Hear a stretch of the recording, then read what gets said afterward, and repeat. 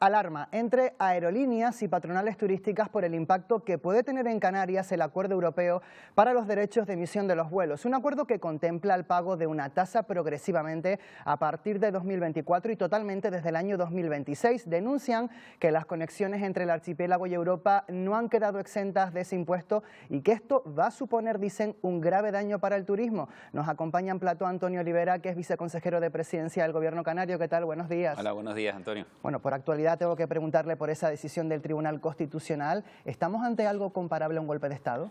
Bueno, no lo definiría como golpe de Estado, creo que es una palabra muy gruesa para definir una situación que, sin embargo, sí que pone en riesgo el normal funcionamiento de nuestras instituciones, la separación de poderes, el papel que tiene que jugar cada una de ellas, se ha visto totalmente trastocado por una circunstancia que viene arrastrando ya de tiempo, no es novedosa, es un proceso de renovación del Tribunal Constitucional, que es un órgano clave en nuestra democracia, de dar garantías de derecho y respeto a nuestra norma fundamental, que ha sido incapaz durante toda esta legislatura de poder renovarse como tocaría de forma adecuada. Y ahora, cuando se ha puesto sobre la mesa una fórmula para proceder a su renovación y que pueda seguir funcionando la democracia de una forma reglada, ordinaria, de forma adecuada, pues interfiere en la decisión de las dos cámaras, tanto del Congreso, que ya había pasado esta parte de la reforma, como ahora que iba al Senado, se ha paralizado,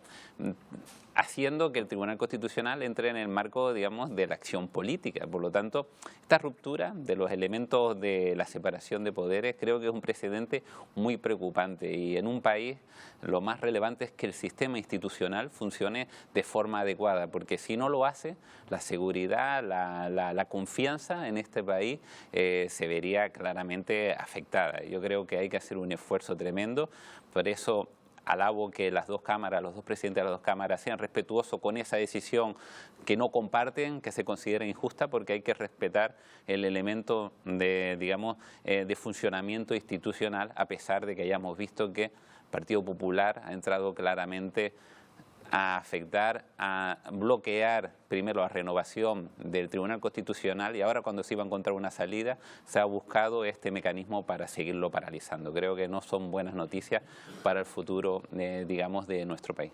Vamos con ese acuerdo europeo para los derechos de vuelos. El acuerdo contempla que el archipiélago quede exento de esa tasa hasta el año 2030 en los vuelos entre islas y con el resto del territorio nacional. Pero ¿qué es lo que ha ocurrido? ¿Qué va a pasar con los vuelos con el resto del continente?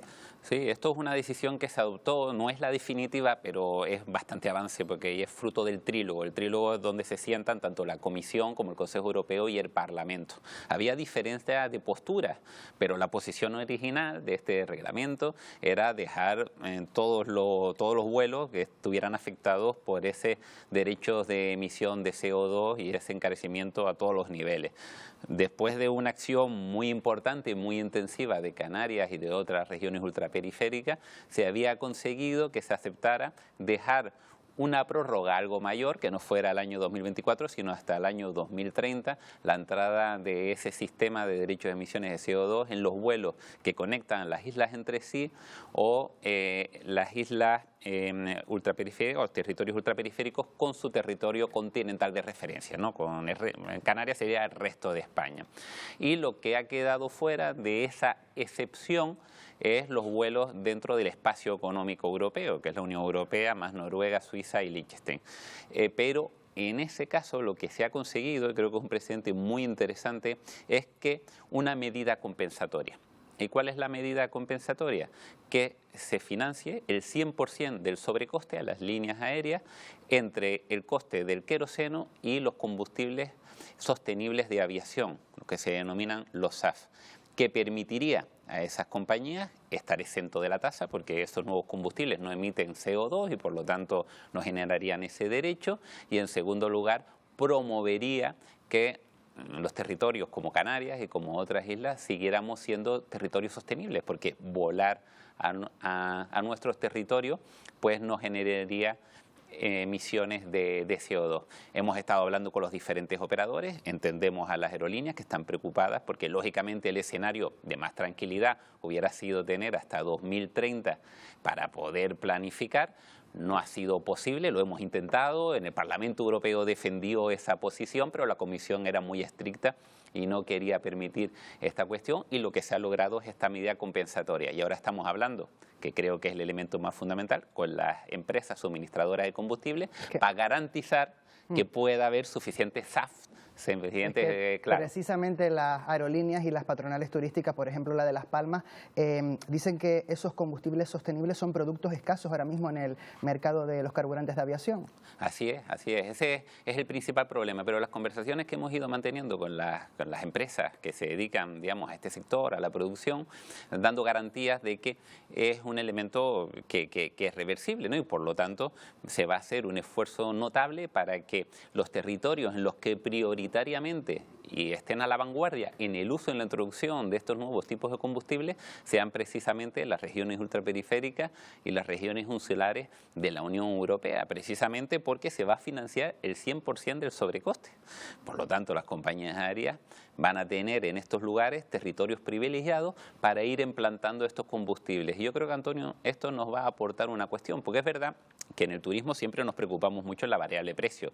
Es más caro o más barato volar a Canarias o a los otros destinos insulares turísticos de Europa. Va a ser algo más caro que en otros territorios en los que la tasa solo afectará a uno de los trayectos, ¿no? Pero también es verdad que cada vez tiene mayor peso la sostenibilidad en las decisiones de los turistas para acudir a los diferentes destinos. Y eso hay que tenerlo también muy presente. Creo que las medidas que se están adoptando van a permitir reducir el coste del trayecto al tiempo que permiten que los vuelos sean cada vez menos contaminantes, porque cuando damos la patada hacia adelante hasta el año 2030 hacemos eso, dar una patada hacia adelante, pero no resolver el problema de fondo. Sin embargo, con esta otra medida, con la introducción del SAF, de los combustibles sostenibles de la aviación, creo que sí damos un paso adelante a lo que debe ser el futuro de la aviación, que es la sostenibilidad de esos combustibles. Y una última cuestión, hoy se celebra el pleno para el debate final y la votación de los presupuestos de la comunidad autónoma para el próximo año por la mayoría del Pacto de las Flores. Entendemos que no habrá cambios profundos en esas cuentas, pero habrá ligeras modificaciones. ¿Cuántas enmiendas de la oposición se van a aceptar? Bueno, como todos los años intentamos siempre hacerlo lo más participado posible. Hemos sido todo lo flexible que permite unas cuentas, que es un ejercicio siempre muy complejo de equilibrio entre los recursos disponibles, entre algunas partidas que vienen muy dirigidas a unos determinados fines, a otros en los que sí tenemos margen, y siempre ha sido un criterio de diálogo y de apertura a hacer lo más inclusivo posible en el marco de la Cámara. Siempre hemos agradecido cuando la oposición además ha contribuido y se ha puesto de parte del Gobierno en la aprobación de iniciativas como recientemente tuvimos con la Ley de Cambio Climático o la Ley de Renta de Ciudadanía, que precisamente se aprobó por unanimidad, ¿no? Por lo tanto, creo que termina la legislatura.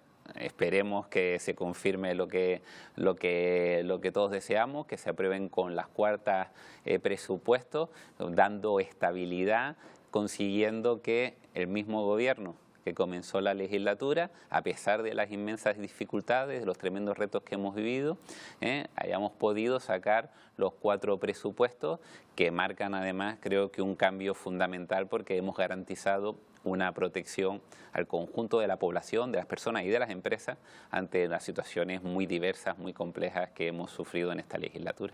Pues Antonio Olivera, viceconsejero de la Presidencia, muchas gracias por habernos acompañado esta mañana. Muchas gracias, muy buenos días. Buenos días.